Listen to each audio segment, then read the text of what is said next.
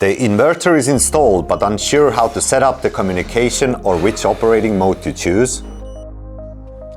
No worries, in just a few minutes today I will guide you through 3 key inverter settings and show you how to make your inverter smarter. Follow along with us step by step, and by the end you'll understand how to set up the communication and switch the operating modes for the EcoVerdi 5 kW inverter correctly. Before proceeding, please ensure you have our special communication cable.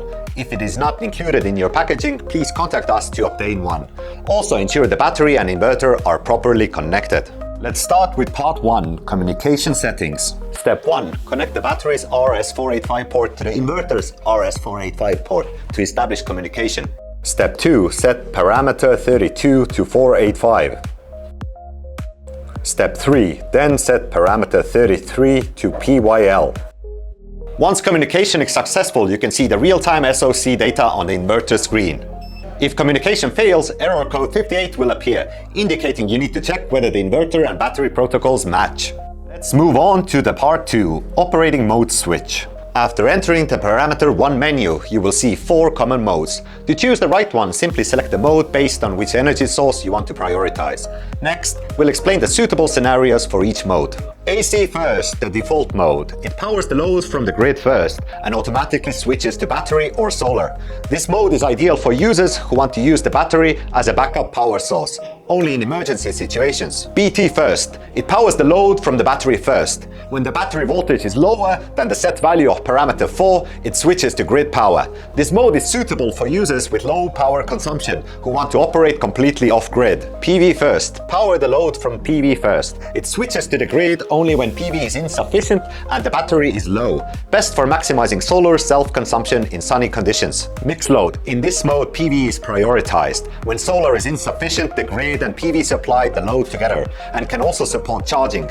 Flexible use of multiple energy sources. After selecting the desired mode according to your needs, return to the menu for the changes to take effect.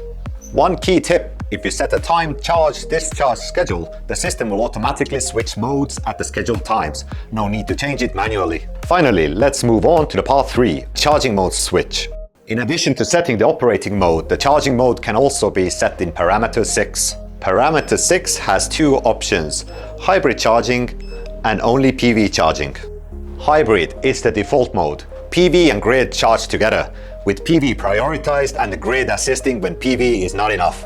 This is the most stable choice for most setups. Only PV. This mode uses only solar power to charge the battery, with no involvement from the grid. It's ideal if you want to rely completely on solar energy, or if the cost of grid charging is too high. You can choose different charging modes according to your needs. Now, the 3 key inverter settings, communication settings, operating mode switching, and charging mode switching have all been explained. You might have been confused by the various settings on your inverter before, but now you've mastered some of the most important functions. Your inverter will not only function properly with communication capabilities, but you will also be able to decide the operating mode and charging method based on your actual needs.